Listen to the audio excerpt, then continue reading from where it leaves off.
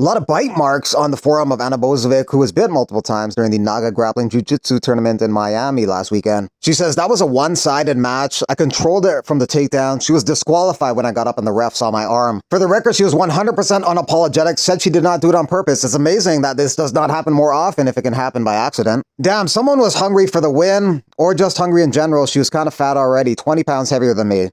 Ariel Helwani was going off on Ali Abdelaziz, saying that he's trying to be the main character on Islam Makhachev and Aiden Ross's stream, grappling with Aiden Ross, saying he's ignoring his taps and things like that. Normally, I don't respond to dweebs, but this dweeb can't even defend himself in the real world. I'm so blessed. I work with some of the baddest men on the planet. So many champs, so many Hall of Famers, legends. It's not my fault you can't even get credentials for the fight, but I can. I love it, and I love it. Maybe if you were a man and not a bitch, people would respect you, but no one respects you. Ariel might be reaching on this take. He hates Ali, though, so everything he does is going to just piss him off for no reason. Maybe there are reasons to hate Ali Abdelaziz, but I don't think necessarily this is one of them. He's just messing around with someone he knows and is friendly with. It's just kind of like joking around and stuff like that.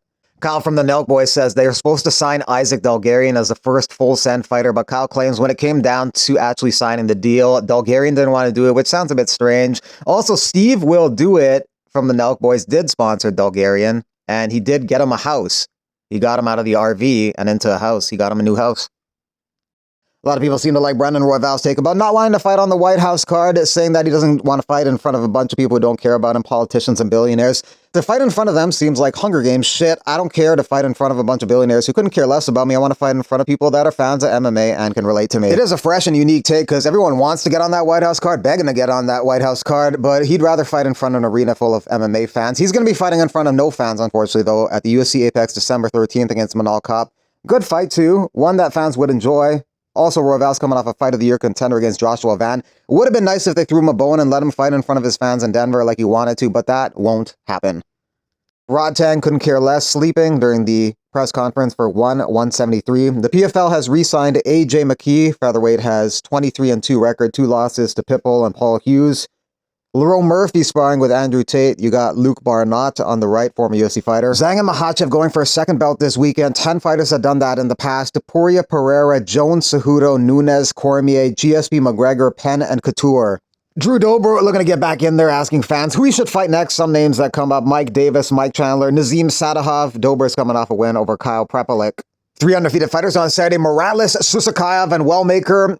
Morales is the underdog against Brady, so his undefeated record is threatened there. If Islam Makhachev wins this weekend, he'll tie Anderson's record for the most consecutive wins in UFC history with 60, and he was asked who he'd like to fight to break that record. He says Kamaru Usman. He keeps pushing for a fight with Usman, which is a fight nobody wants to see other than Usman, Makhachev, and Ali Abdelaziz, who manages both guys and would get paid twice. Aside from that, those 3 guys, nobody's clamoring for an Usman versus Makhachev fight. Carlos Prates doesn't think Leon Edwards is the most dangerous fighter he's fought, but maybe the best because he knows how to win. That being said, he thinks he's on the downward trajectory in his career because he's lost 2 in a row. He's a good fighter. He's a former champion. I think he beat Kamaru Usman, and for me, Kamaru is the GOAT of welterweights. Big respect to him, but now is my time. I think he lost his belt already, and then he lost the second fight, 2 losses in a row. And we saw many champs, like when they lost, they start to get more and many losses, and I think now it's Leon time to lose 1 more. I think Leon is not too dangerous like my other opponents, like Geoff Neal, for example, but he is the hardest to get the win.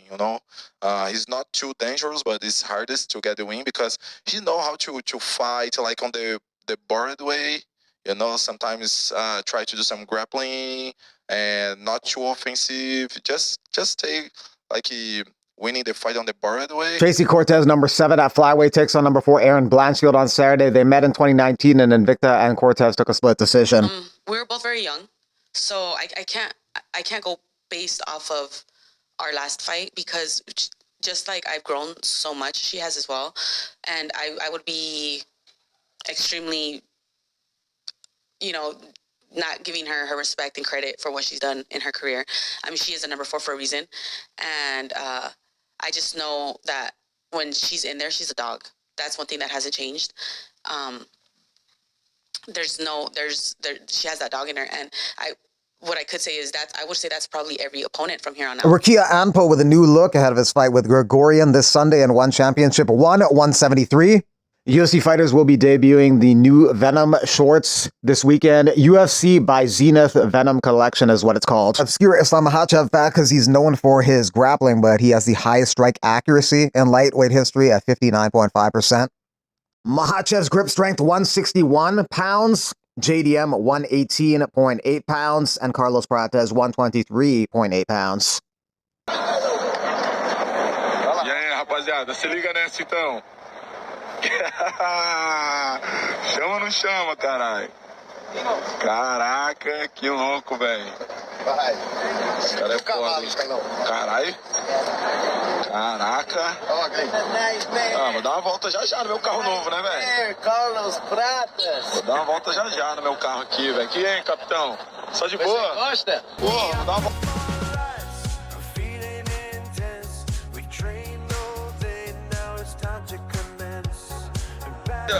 Vamos, vai, demorou. Ya, pero dame un beso.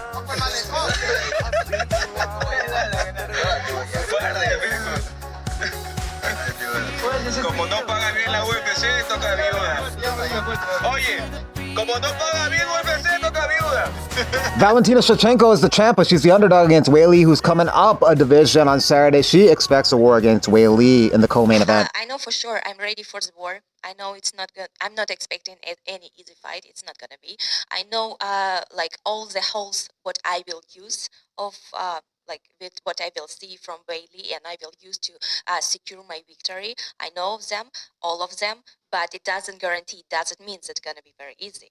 No, and I'm ready for this battle. I'm ready for this challenge, and I know my strengths. I know my power. I'm very confident, and I will leave all my heart inside. Shavkat Rachmanov says he's back at 100%, looking to return in January or February.